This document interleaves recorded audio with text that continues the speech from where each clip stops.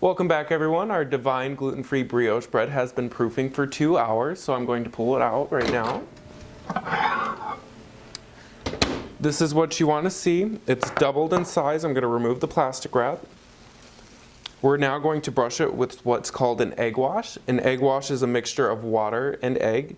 So I have 1 tablespoon of water and 1 egg. I'm just going to give that a nice little whisk.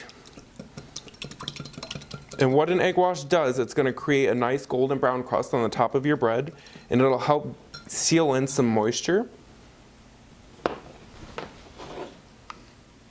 And you want to brush it on nice and even. You don't want too thick of a spot, otherwise you'll have scrambled eggs on top, and you don't want that.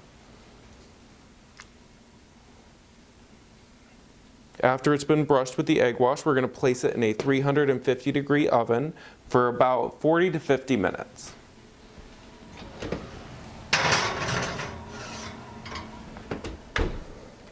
In about 40 to 50 minutes, that'll be done, and you'll want to pull it out for about 10 minutes to let it rest and cool.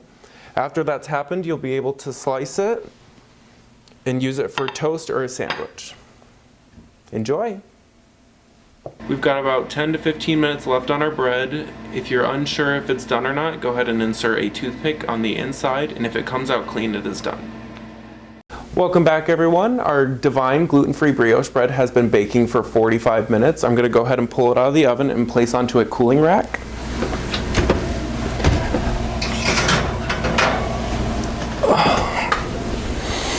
Oh my goodness, you wouldn't believe how amazing this smells. The aroma of it's sweet, it's got a little bit of a smokiness to it. It's going to make your whole house smell great.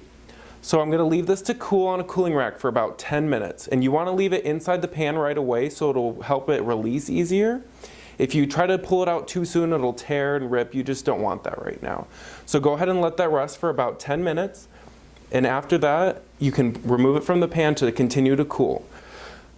Don't worry about the bread. It will be this brown. It's exactly what it's supposed to be. After it is cooled for 10 minutes, you'll go ahead and slice it where you can use it for toast in the morning or you can use it for a sandwich. Enjoy!